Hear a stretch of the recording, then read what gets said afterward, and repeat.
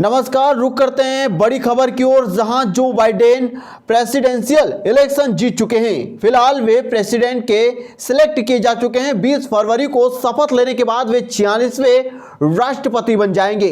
चुनाव में जीतने के बाद शनिवार रात भारतीय समय के मुताबिक रविवार सुबह उन लोगों को संबोधित किया जिसमें उन्होंने आपसी कड़वाहट खत्म करने, देश को एकजुट और सबका राष्ट्रपति जैसी बातों पर बल दिया गया। वहीं भाषण देने के बाइडेन मंच तक दौड़ते हुए नजर आए। चुनाव प्रचार के दौरान राष्ट्रपति डोनाल्ड ट्रंप उन पर उम्रदराज होने के आरोप लगाए गए थे। बता दें कि बाइडेन 48 वर्ष पहले पहली बार सीनेटर चुने गए थे। देश के नाम संबोधन में उन्होंने कहा कि आप लोगों ने स्पष्ट जनादेश दिया है। वहीं बता दें कि 7.4 करोड़ लोगों ने रिकॉर्ड वोट किया। अमेरिका की यह नैतिक जीत है। मार्टिन लूथर किंग ने भी यही कहा था। गौर से सुनिए, आज अमेरिका बोल रहा है, मैं राष्ट्रपति के तौर पर इस देश को बांटने के बजाय एकजुट करूंगा। वह उन्होंने कहा कि परिवार और पत्नी का इस संघर्ष में साथ देने के लिए शुक्रिया। People of this nation have spoken. They've delivered us a clear victory, a convincing victory, a victory for we the people. We've won with the most votes ever cast on the presidential ticket in the history of the nation. 74 million.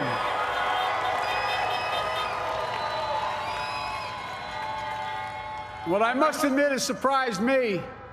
Tonight, we're seeing all over this nation, all cities and all parts of the country, indeed across the world, an outpouring of joy, of hope, renewed faith in tomorrow, bring a better day.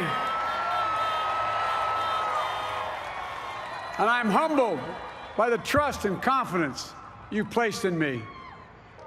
Who voted for President Trump? I understand the disappointment tonight. I've lost a couple times myself, but now, let's give each other a chance. It's time to put away the harsh rhetoric, lower the temperature, see each other again, listen to each other again. And to make progress, we have to stop treating our opponents as our enemies. They are not our enemies. They are Americans. They're Americans.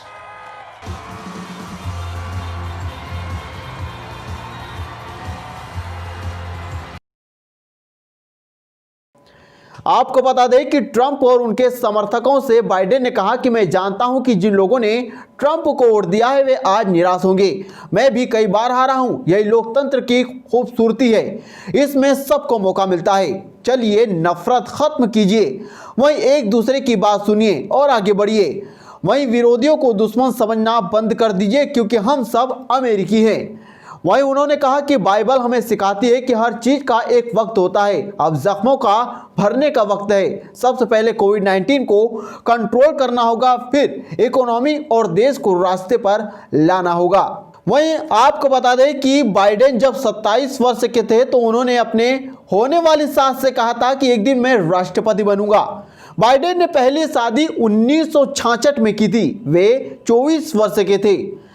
मैं बता दें कि लड़की की मां ने जब पूछा कि काम क्या करते हो तो बाइडेन ने जवाब दिया कि एक दिन अमेरिका का राष्ट्रपति बनूंगा।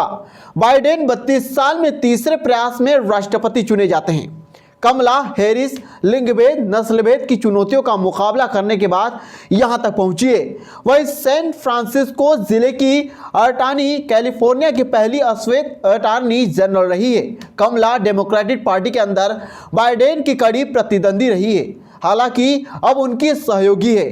कमला ने 2011 में बैंकिंग सेक्टर में आए क्रेज के कारण बेघर हुए लोगों को मुआवजा दिलाने के लिए मुहिम चलाई थी। इसके बाद वे राष्ट्रीय चेहरा बन गई। We are so grateful to Joe and Jill for welcoming our family into theirs on this incredible journey. And to the woman most responsible for my presence here today, my mother, Shamala Gopalan Harris, who is always in our hearts. When she came here from India at the age of 19, she maybe didn't quite imagine this moment, but she believed so deeply in an America where a moment like this is possible. And so I am thinking about her and about the generations of women, black women,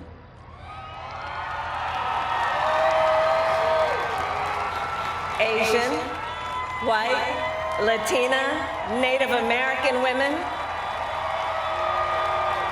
who throughout our nation's history have paved the way for this moment tonight. फिलहाल बड़ी खबर में इतना ही, और बड़ी खबर के साथ फिर हाजिर होंगे। जब तक के लिए देखते रहिए न्यूज़ इंडिया A9।